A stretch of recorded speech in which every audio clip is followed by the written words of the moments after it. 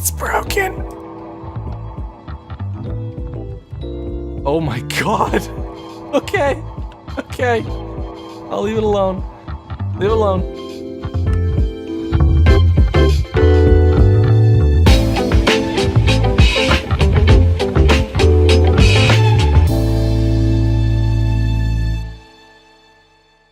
Ladies and gentlemen of the internet, what is hippity happening?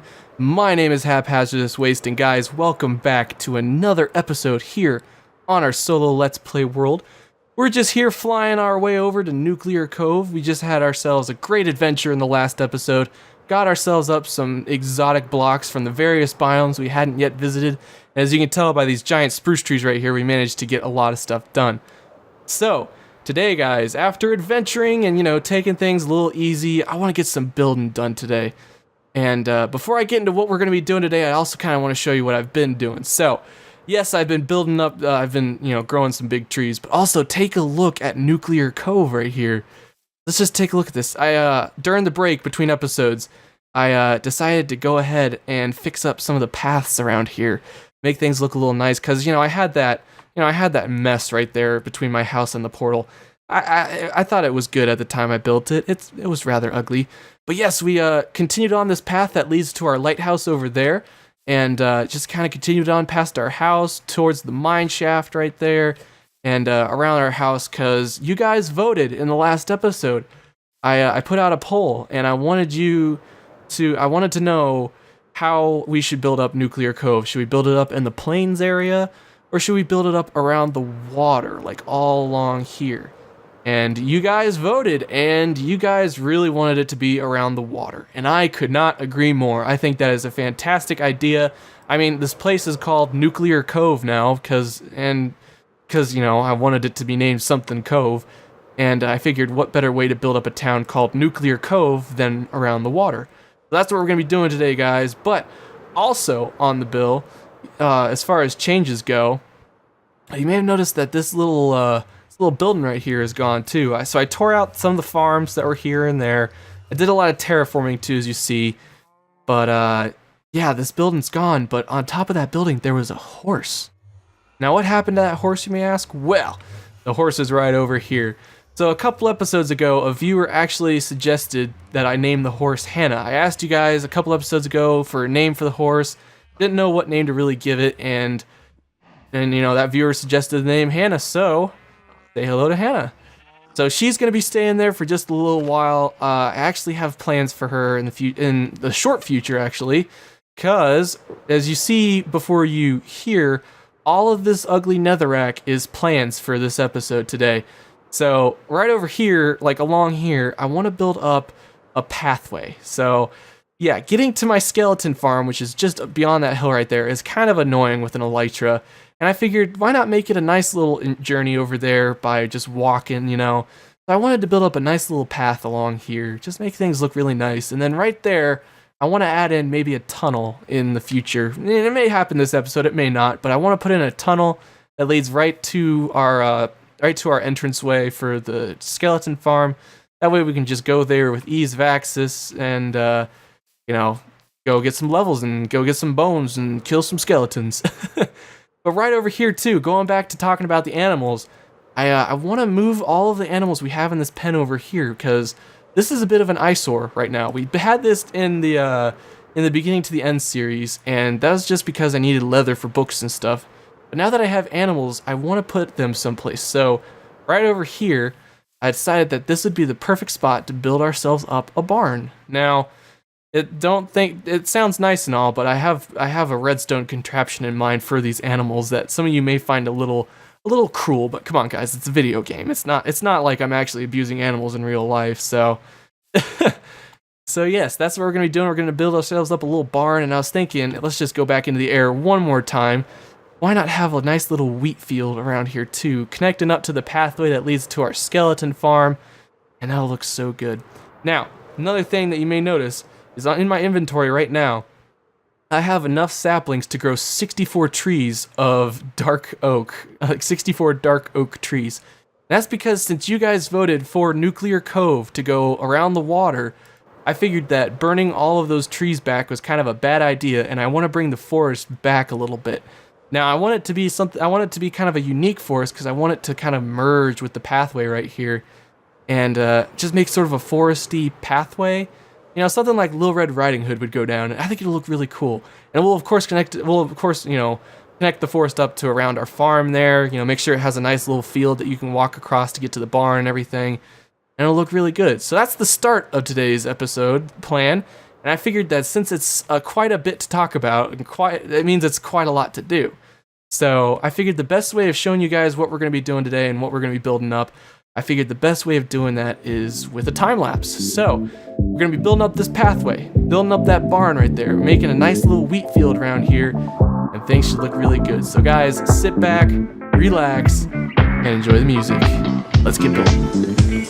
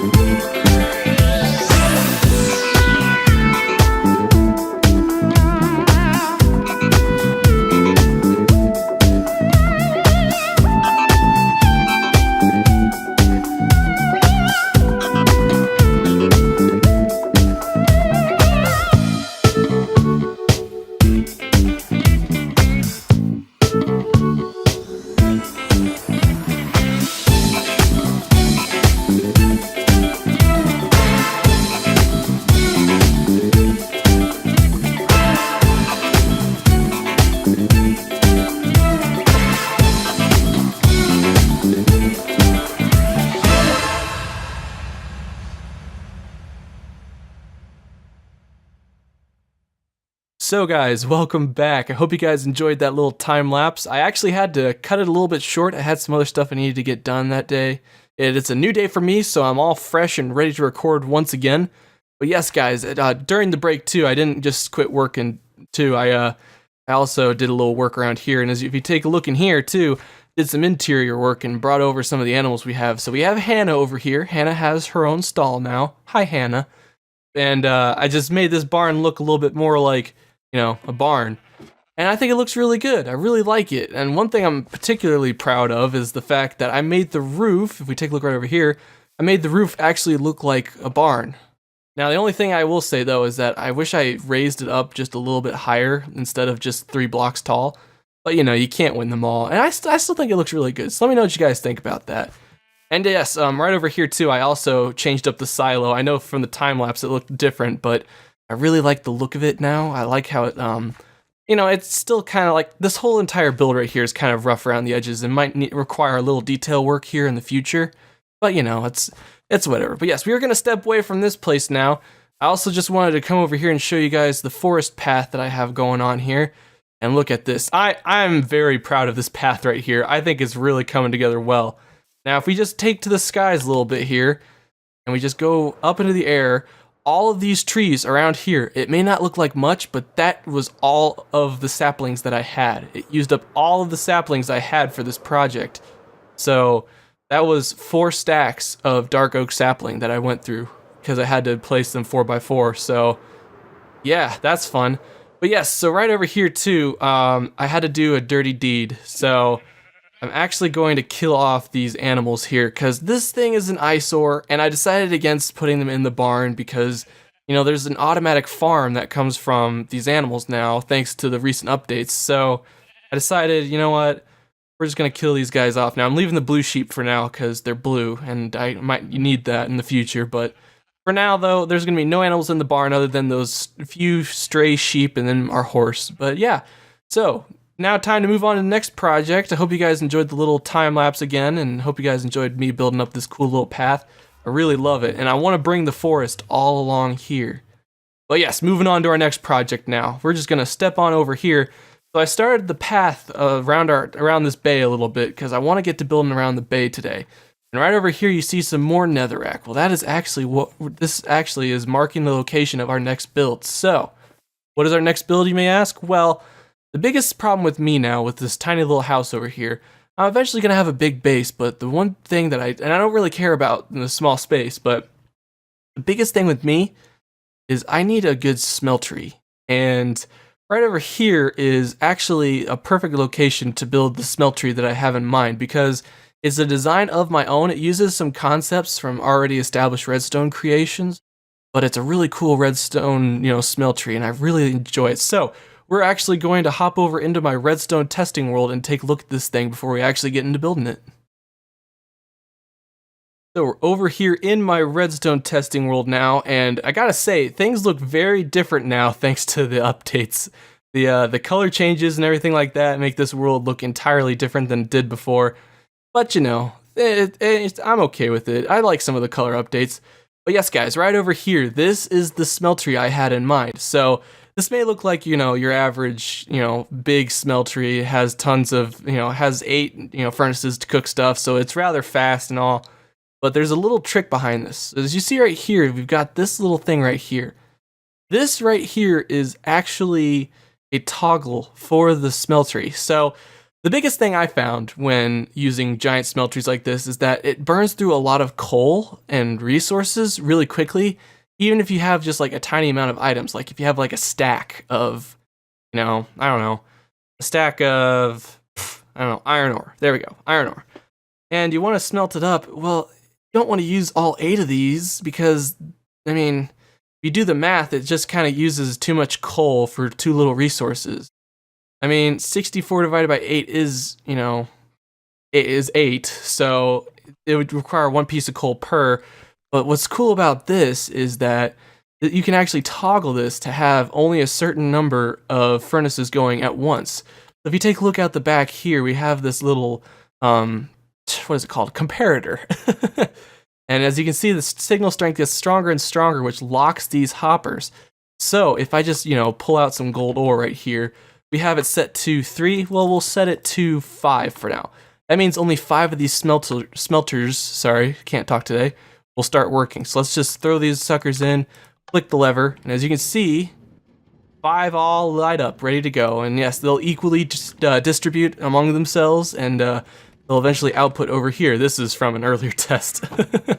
Yes, even if we take this, stop it for just a second, and we take it up to, let's say, 7, and make this go again, as you can see, the other 2 light up as well. So this thing is toggleable, which I really like. It saves on resources and makes things really nice. So let's head back on over to our survival world, and let's get to building this thing. So guys, take a look at what I've been doing. As you see here, this is the little furnace array that I have going on there. There's the little dial to toggle everything. And this door right here, I forgot to mention this when we were over in my redstone testing world. This is actually, that's actually a maintenance door, because this design requires you to actually load this thing from behind the entire system. There's no easy way to load it. So I figured I might as well just put in a maintenance door, and that's just because this thing I wanted to keep as low to the ground as I possibly could. So let's just break out these hoppers right here, and we'll just have to start filling these things in one by one. Yeah, so let me get a little bit of this redstone-y work done. It's boring when you do it on camera, so I'll do it a little bit off camera, and I'll come back to you guys once this whole thing is complete. Alright guys, it took a little bit of redstone finagling. I had to change up the design just a little bit, but this thing is actually 100% complete. So if we just go out here and take a look at it now, right here, this is our little turn dial to toggle the amount of furnaces in use, and then I just added in the little minecart chest over here. And yeah, this thing is pretty much all done. It took a big chunk out of our iron. I had to use a lot of hoppers for this design. It's not the most efficient design, but it gets the job done. So, but yes, guys, so you may be wondering, what are we going to use to fuel this thing? You know, we have blaze rods, and we have coal. We have lots of coal. But if you guys recall from the beginning of this episode, I had 4 stacks of dark oak saplings. 4 stacks. And to get those, I had to chop down by a number of trees. So guys, right here in this shulker box, and in my inventory for that matter, boom.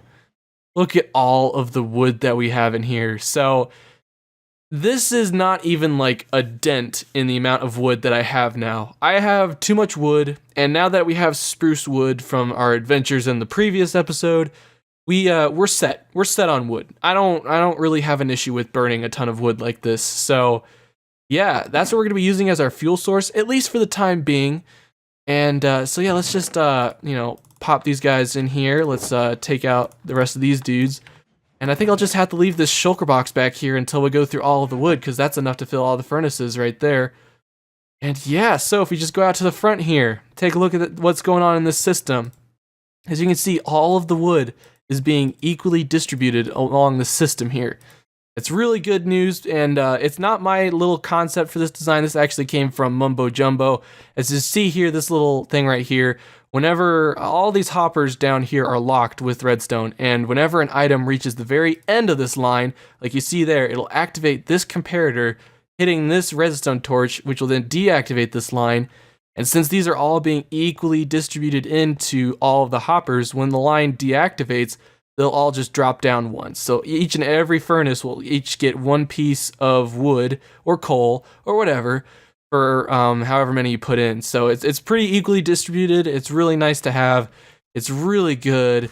I really love it. And this thing is just, it's ready. It's primed and ready to go now. So, and unfortunately, I do not have anything to cook at the time of recording this. I've since been, really grinding out my furnaces, or as Iscal85 would say it, furni.